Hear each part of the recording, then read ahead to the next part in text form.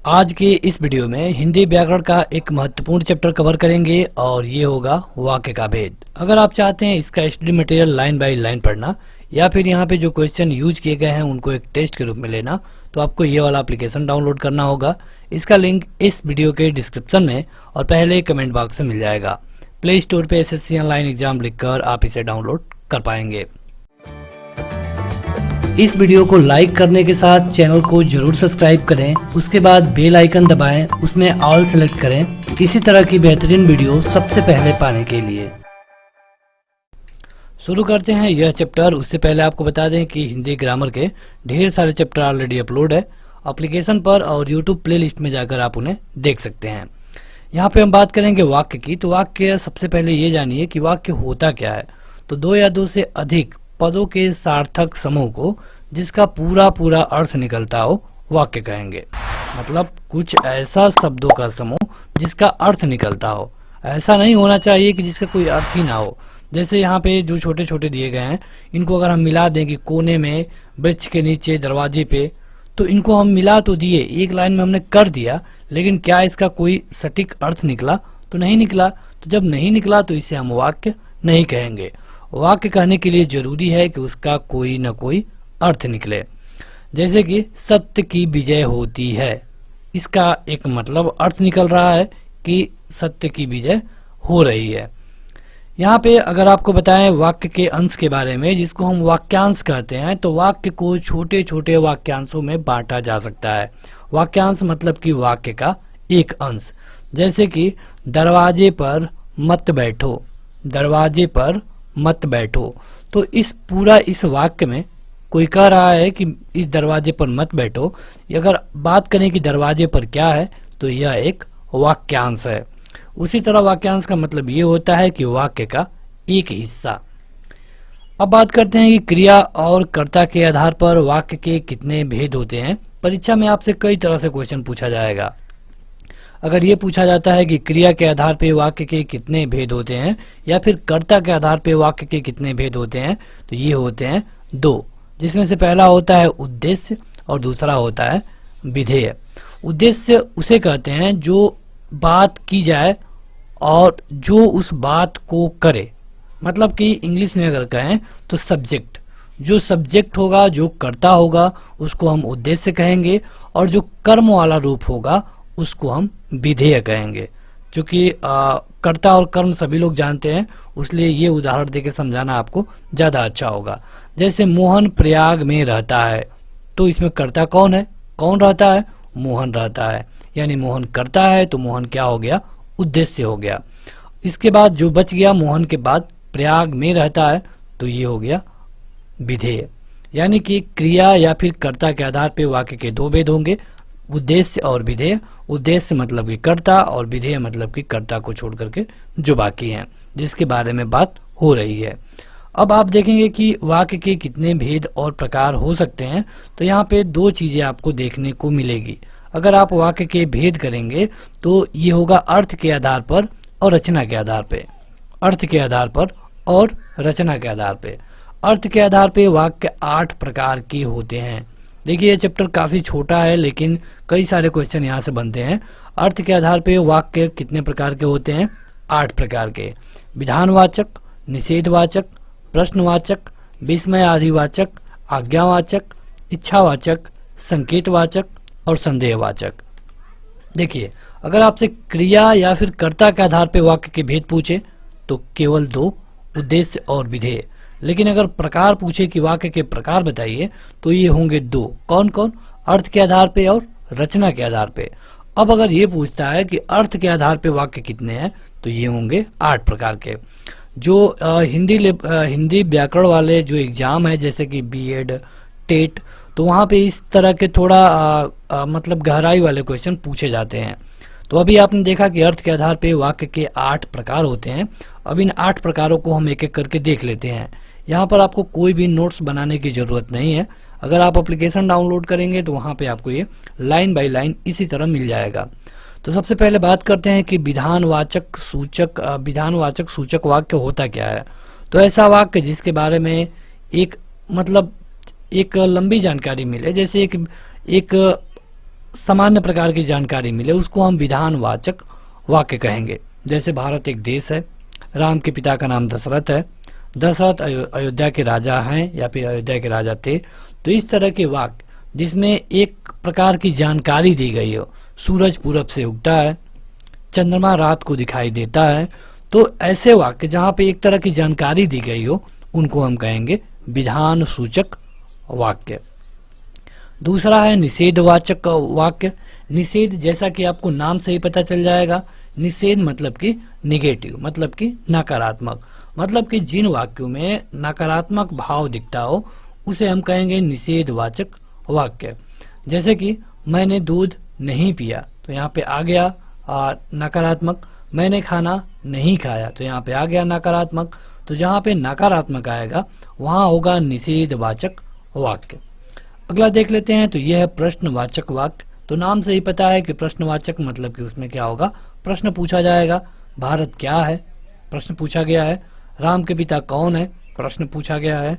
दशरथ कहाँ के राजा हैं, प्रश्न पूछा गया है। तो जहां पर भी जिस वाक्य में भी प्रश्न पूछे जाने वाली कंडीशन हो वहां होगा प्रश्नवाचक वाक्य।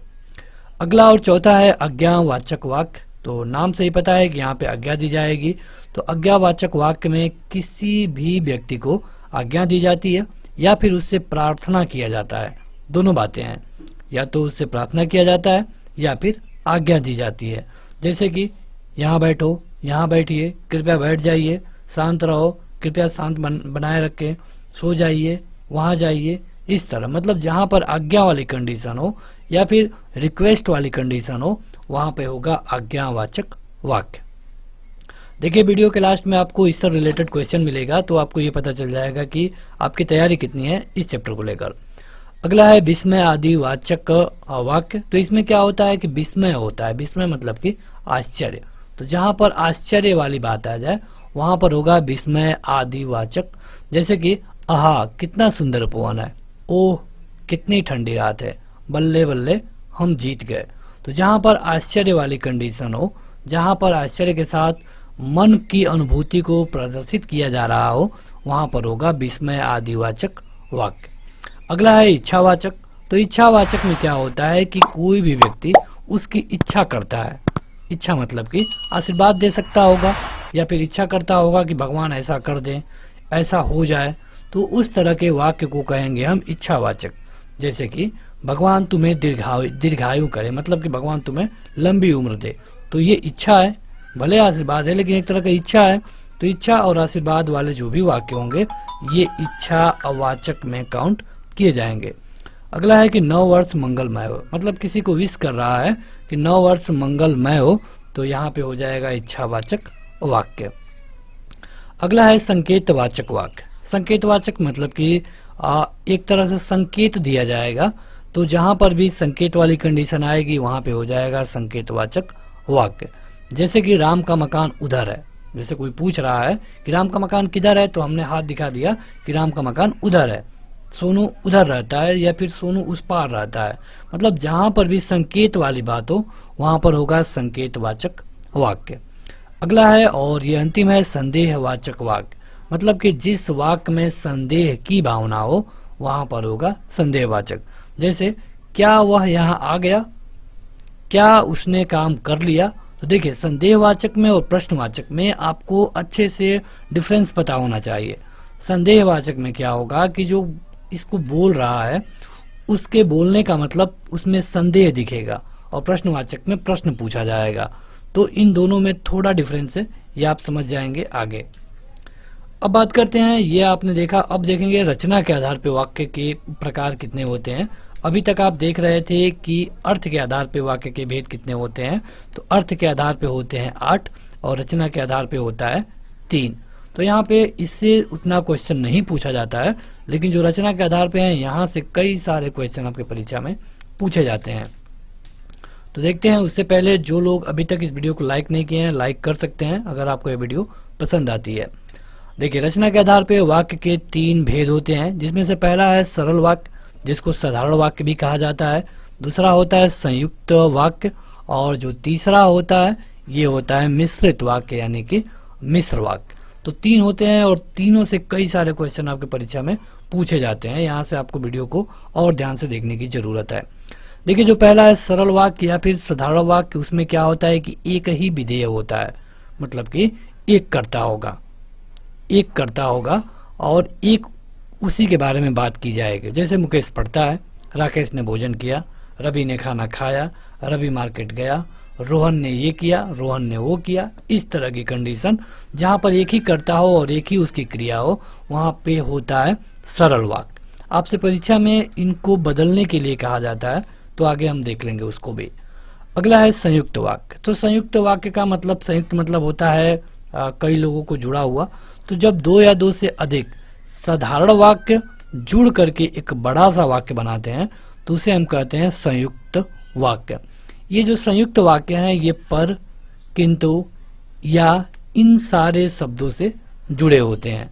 और जैसे कि सीता गई, गीता गई और सीता आई, तो ये दो साधारण वाक्य हैं, दोनों अलग अलग साधारण वाक्य हैं, लेकिन दोनों को जोड़ दिया गया है किससे, और से। तो जब जोड़ दिया गया है तो ये क्या हो गया, संयुक्त वाक्य हो गया। तो संयुक्त वाक्य भी अब 4 प्रकार का होता है। ये आपके छोटे लेवल के एग्जामों में, मतलब जो ग्रुप डी लेवल तक का एग्जाम है, वहाँ पे ये नहीं पूछा जाएगा, लेकिन सी लेवल के एग्जाम में ये पूछा गया है कई बार कि संयुक्त वाक्य कितने प्रकार के होते हैं। तो इसमें भी 4 तरह के होते हैं। पहला है संयोजक, मतलब कि जोड़ने वाला, ये इसके भेद है। जोड़ने वाला, जिसमें आपने देखा कि गीता आई, गीता गई और सीता आई। इसमें जो दूसरा पार्ट होता है, ये होता है विभाजक, मतलब कि परस्पर भेद या फिर विरोध का संबंध होता है। जैसे वह मेहनत तो बहुत करता है पर फल नहीं मिलता, वह उसने बहुत पढ़ाई की लेकिन फेल हो गया। मतलब यहाँ पर क्या आपको दिखेगा, विरोध दिखेगा। तो ये होता है विभाजक।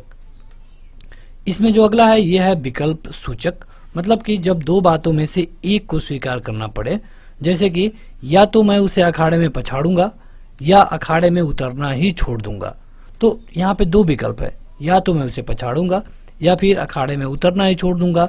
तो जब 2 विकल्पों में से एक को स्वीकार करने की बात आए या फिर विकल्प वाली कंडीशन आए, तो वहां पे होता है विकल्प सूचक। परिणाम बोधक, देखिए ये सारे संयुक्त वाक्य के ही भेद हैं, लेकिन ये अलग अलग हैं। थोड़ा डीप में जाएंगे तो आपको ये मिलेगा। अगला है परिणामवाचक बोधक। तो इसमें क्या होता है कि एक साधारण वाक्य दूसरे साधारण या फिर मिश्रित वाक्य का रिजल्ट होता है। जैसे कि आज मुझे बहुत काम है इसलिए मैं तुम्हारे पास नहीं आ सकूंगा। जैसे कि मैं तुम्हारे पास नहीं आ सकूंगा क्यों, क्योंकि आज मुझे बहुत काम है। तो आज मुझे काम है इसीलिए मैं तुम्हारे पास नहीं आ पाऊंगा। मतलब इसका रिजल्ट ये है। जुड़कर दोनों एक ही वाक्य बनाए हैं, दोनों संयुक्त वाक्य हैं, लेकिन संयुक्त वाक्य में ये परिणाम बोधक है। क्यों, क्योंकि एक दूसरे का रिजल्ट है। ये हो गया परिणाम। और अगला और तीसरा देखते हैं मिश्रित, यानी कि मिश्र वाक्य। मिश्र वाक्य में क्या होता है कि एक मुख्य वाक्य होता है और अगला एक उपवाक्य होता है। इस तरह जोड़ जोड़ के एक मिश्रित वाक्य बनता है। यहाँ पे आपको कुछ शब्दों पर ध्यान देना होगा और यही शब्द आपको परीक्षा में संयुक्त वाक्य और मिश्रित वाक्य में अंतर करने में फायदा पहुंचाएंगे। जैसे आपने संयुक्त वाक्य में क्या देखा, पर, किंतु, परंतु, लेकिन, और, या, ये सारी चीज आपको मिलता है संयुक्त वाक्य में। लेकिन अगर आप जब मिश्रित वाक्य में जाएंगे तो वहां पे जो आपको मिलेगा, ये मिलेगा ज्यों ही, त्यों ही, ज्यों ही उसने दवाई पी वह सो गया, ज्यों ही वो स्टेशन में पहुंचा ट्रेन चली गई, ज्यों ही उसने बात करने की कोशिश की फोन कट गया। तो ज्यों ही ये वाला शब्द आपको जहां पर भी दिख जाए, आपको कंफ्यूज नहीं होना है, बता देना है कि ये क्या है, मिश्रित वाक्य है। इसके अलावा तो, यदि परिश्रम करोगे तो उत्तीर्ण हो जाओगे। तो शब्द भी ऐसा है जो मिश्रित वाक्य में आपको दिखता है। इसके अलावा की, मैं जानता हूं कि तुम्हारे अक्षर अच्छे नहीं बनते, तो की। तो ये 2-3 ऐसे शब्द हैं जो आपको परीक्षा में आसान कर देंगे आपके पेपर को। इससे आप ये पता कर पाएंगे कि ये मिश्रित है या फिर संयुक्त है। तो ये तो हो गया एक चैप्टर, और इसमें जो अब बाकी है वो हम अगले चैप्टर में कवर कर लेंगे। अब देखते हैं इससे रिलेटेड कुछ क्वेश्चनों को, और आपको अपना उत्तर कमेंट करके बताना होगा। तो देखिए पहला क्वेश्चन आ चुका है कि राम पढ़ता है। अब आप बताइए कि ये क्या सरल वाक्य है, संयुक्त वाक्य है, मिश्रित वाक्य है, या फिर इनमें से कोई नहीं है। तुरंत अपना उत्तर कमेंट करके बताइए। 2 सेकंड होगा, आपको अपना उत्तर कमेंट बॉक्स में जाकर कमेंट करना है। तो देखिए ये तो बिल्कुल आसान है। राम पढ़ता है, एक करता है और बाकी उसके साथ एक क्रिया है, यानी कि ये हो जाएगा सरल वाक्य। अगला है उसने परिश्रम तो बहुत किया किंतु सफलता नहीं मिली। ये क्या है? देखिए 2 वाक्य को जोड़ा गया है, तो क्या ये मिश्रित है या फिर संयुक्त है? सरल तो होगा नहीं। अब आपको इन्हीं दोनों में से देखना पड़ेगा। तो अब आपको इस शब्द पे ध्यान देना है। किंतु, परंतु, लेकिन, ये सारे शब्द जहां पर भी आ जाए ये होते हैं संयुक्त वाक्य। याद रखिए, किंतु, परंतु, ये सारे शब्द जहां पर भी आ जाए ये होता है संयुक्त वाक्य। अगला है कि तुलसीदास ने कहा कि विनाश काल में मनुष्य की बुद्धि भ्रष्ट हो जाती है। अब इसमें आपको देखना है कि ये एक बड़ा वाक्य है, 2 वाक्यों को जोड़ करके बनाया गया है, लेकिन ये क्या होगा? साधारण तो होगा नहीं, सरल भी नहीं होगा, इन्हीं में से होगा। तो अब आपको देखना होगा कि इसमें जो की पॉइंट है कहाँ पर है। तो की पॉइंट इसमें क्या है? की है। मतलब की शब्द को आपको जानना पड़ेगा कि क्या है। जो की है ये संयुक्त वाक्य बनाता है या फिर मिश्र वाक्य। अगर आप इस वीडियो को थोड़ी सी पीछे लेके जाएं तो हमने आपको बताया था कि जहां पर भी की वाली कंडीशन आ जाए ये होता है मिश्रित वाक्य। तो ये क्या हो जाएगा? मिश्र वाक्य। ये वाला आपका ऑप्शन नंबर डी सही होगा। अगला है कि यदि सही दिशा में परिश्रम करोगे तो अवश्य सफल हो जाओगे। यहाँ पे क्या आ गया है? जो आपका की पॉइंट क्या है? तो है। अब आपको जानना होगा कि ये जो तो वाला शब्द है ये कहाँ पे प्रयोग होता है। तो देखिए हमने तो को क्या बताया है? मिश्रित में, यानी आपका सही उत्तर क्या हो जाएगा? मिश्रित। तो हमने इसे इतने अच्छे से आप बताया है कि आप इसे आसानी से नहीं बोल पाएंगे। और अगर आप एप्लीकेशन डाउनलोड कर लेते हैं, वहाँ जाकर इनको एक टेस्ट के रूप में ले लेंगे, तो ये आप कभी नहीं भूलेंगे। अगला है कि ईश्वर तुम्हें सफलता दे। ये किस तरह का वाक्य है? प्रश्नवाचक है, विस्मयवाचक है, निषेधवाचक है या फिर इच्छावाचक है? ये भी हमने आपको बताया है। 2 सेकंड लीजिए और अपना उत्तर कमेंट करके बताइए। देखिए इसमें क्या किया गया है? इस वाक्य में आशीर्वाद दिया गया है।